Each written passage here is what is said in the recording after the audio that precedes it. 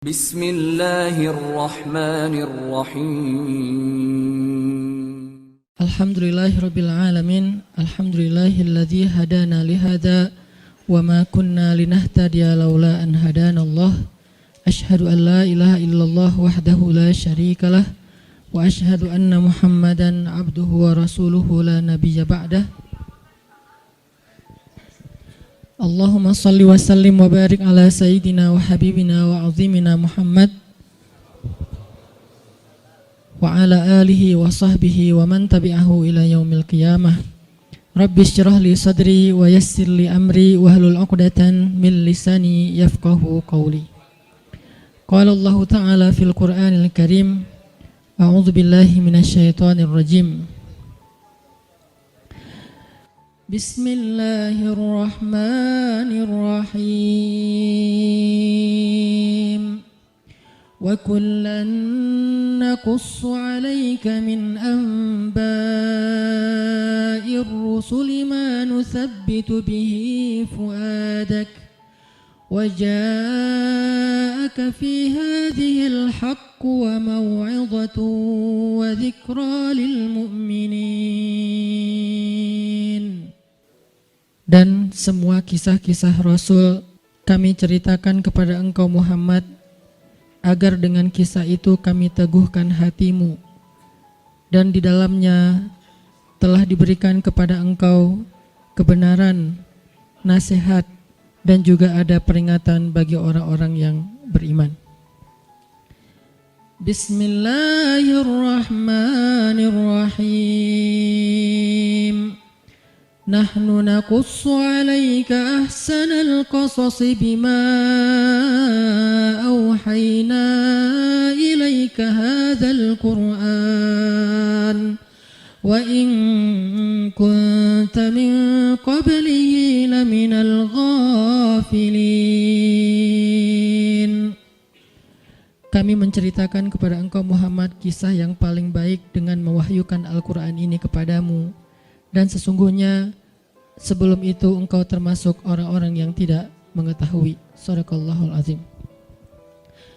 Teman-teman sekalian, alhamdulillah kita bisa kembali bertemu dan bermajelis dalam halaqah ilmu setiap Rabu malam ini.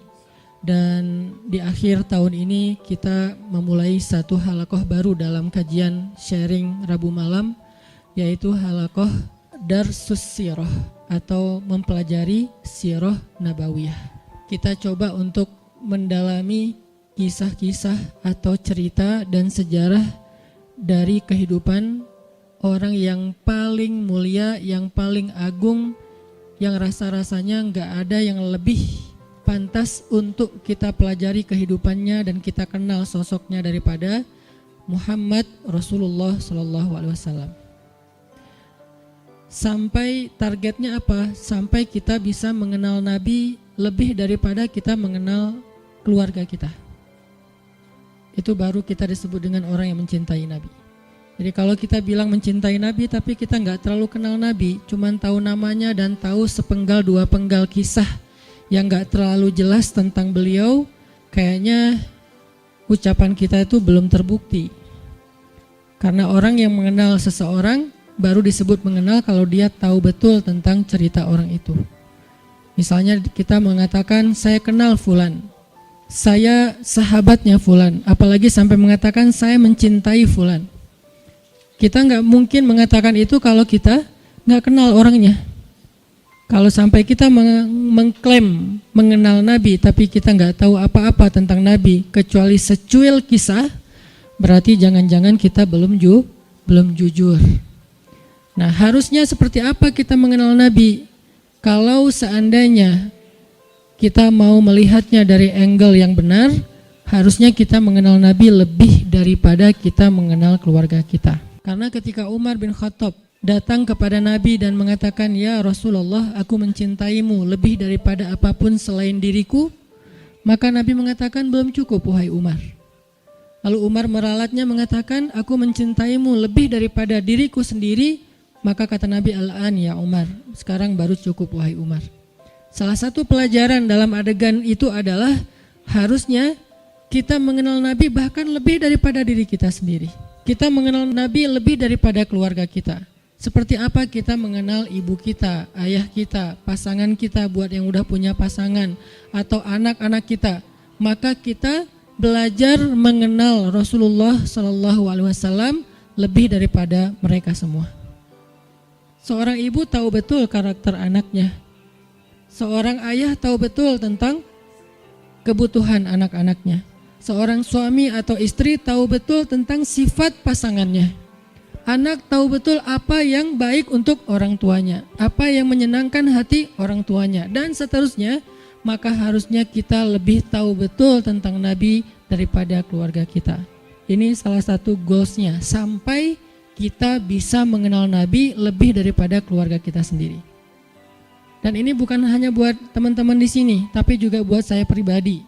Sambil saya menyampaikan, karena ini bukan dari saya hanya menerjemahkan bacaan dan wawasan yang saya dapatkan, baik ketika dulu masih belajar di Al-Azhar maupun sampai sekarang karena jadi murid itu seumur hidup terus belajar ke dalam bahasa yang mungkin mudah-mudahan bisa lebih mudah kita fahami tentang sirah Nabi.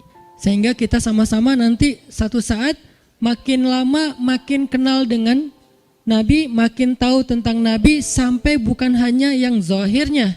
Karena seperti yang saya pernah sampaikan, sunnah Nabi itu ada 3. Hanya dari 3 ini mungkin 2 sering dibahas, tapi yang ketiganya jarang dibahas. Ada sunnah surah penampilan Nabi. Sebagian dari penampilan Nabi hukumnya wajib diikuti, sebagian yang lain hukumnya sunnah diikuti. Artinya penampilan Nabi itu banyak dibahas tentang jenggotnya, tentang sorbannya, tentang jubahnya, tentang sendalnya, dan seterusnya. Kemudian yang kedua, sirah perbuatan Nabi. Kehidupan Nabi secara zahir, cara tidur Nabi, cara berdiri Nabi, cara jalan Nabi, sikap Nabi, marah Nabi, dan seterusnya. Sirah aktivitas Nabi, termasuk jihadnya Nabi, dakwahnya Nabi, kehidupan pribadi beliau, kehidupan keluarganya, kehidupan masjidnya, kehidupan tetangganya, kehidupan masyarakatnya, dan seterusnya. Sirah itu banyak dibahas, dan sekarang pun kita sedang membahas itu. Tapi ada satu hal yang jarang dibahas, sarirahnya Nabi. Jadi ada surah, ada sirah, ada sarirah, perasaan Nabi. Apa yang membuat Nabi bahagia, apa yang membuat Nabi sedih, apa yang membuat Nabi berkenan, apa yang membuat Nabi gak suka, apa yang membuat Nabi sakit hati, apa yang membuat Nabi berkesan di dalam hatinya, gimana Nabi memaafkan kesalahan orang lain, apa yang membuat Nabi malu, apa yang membuat Nabi marah. Semua itu masuk dalam kategori sarirah. Gimana Nabi orangnya sangat menjaga perasaan, sehingga paling gak suka menyinggung orang lain atau memberatkan orang lain, membebankan orang lain. Itu namanya sarirah. Kita sampai kalau bisa mengenal sarirahnya Nabi, bukan hanya surah dan sirah. Tapi sampai sarirah, karena kalau kita nggak belajar sarirah Nabi, kita hanya belajar kulitnya, yaitu yang tampak saja.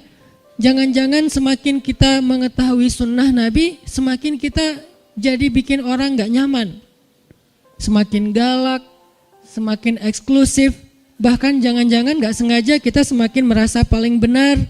Padahal Nabi SAW sendiri dengan sarirah beliau adalah orang yang paling menyenangkan. Gimana Nabi jadi orang yang paling menyenangkan? Itu sarirah, bukan sirah, bukan surah.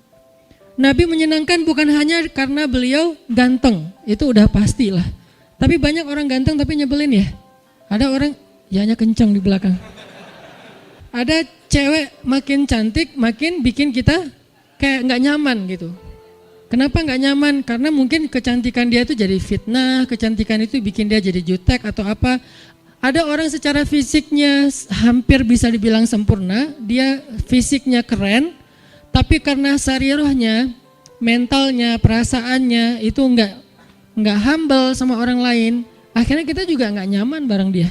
Makanya ada orang memilih pasangan walaupun yang tampak duluan itu fisik, tetapi kadang-kadang ada orang yang kayaknya pasangannya biasa banget, tapi dia kayak happy banget sama orang itu. Kenapa? Karena cocok secara karakter. Nah, artinya mungkin kita wawasan tentang Nabi itu bagus, surahnya kita mencontohkan Nabi itu hampir sempurna, karena gak ada yang sesempurna Nabi pastinya.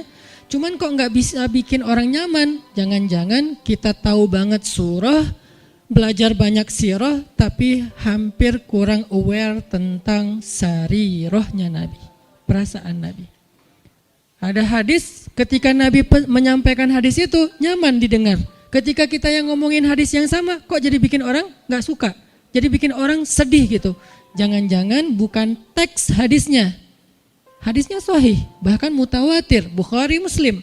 Tapi hadis yang sahih itu ketika Nabi yang menyampaikan, orang nyaman. Ketika kita yang menyampaikan, orang malah sedih. Berarti ada sarirah yang kelewat, yang miss, yang kita nggak packaging, membungkus teks tadi ketika kita menyampaikan kepada orang lain. Nah, kita pengen belajar kehidupan Nabi itu bukan hanya yang tampak, tetapi kita pengen mendalami dari sisi-sisi sarirahnya. Nanti yang akan teman-teman dengarkan dari kajian sirah ini, mungkin hal-hal yang teman-teman udah pernah dengar dari yang lain. Karena kajian sirah itu banyak ustadz-ustadz yang menyampaikan. Apalagi kalau teman-teman ngerti bahasa Arab, buka di YouTube dicarinya pakai bahasa Arab, itu akan lebih dahsyat lagi.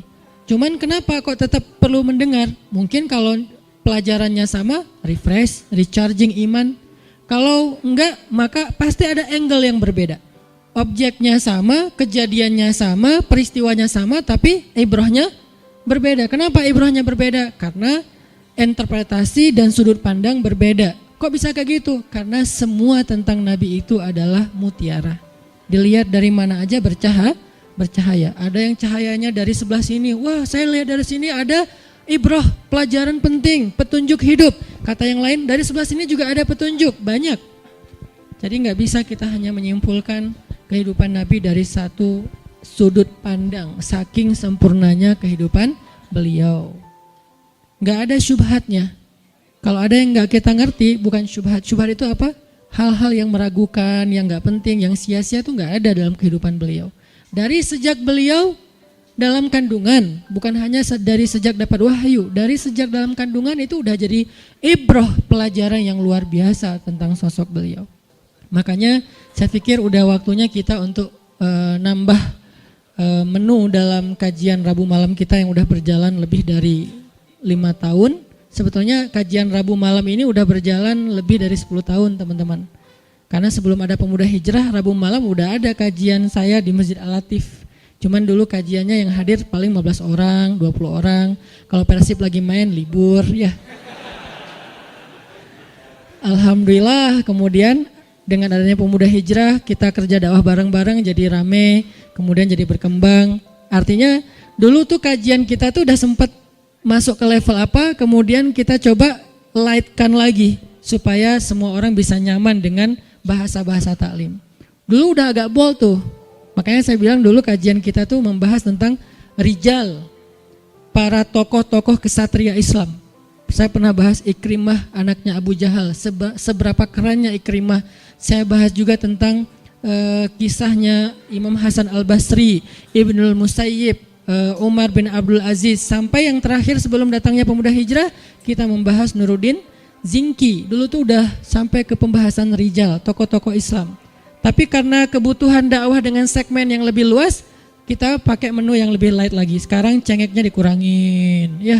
Jadi light, jadi semua orang bisa makan, anak kecil juga bisa makan nasi gorengnya. Tapi itu udah berjalan 5 tahun. Sekarang saatnya pakai tambahan cengek, lebih lada dikit. Supaya apa? Supaya lebih nikmat, supaya lebih kerasa. Nah ini kita tambahin dengan sirah. Saya pikir semua teman-teman yang hadir di sini adalah orang-orang yang udah lama ngaji, udah rajin ngaji, udah ngejar taklim.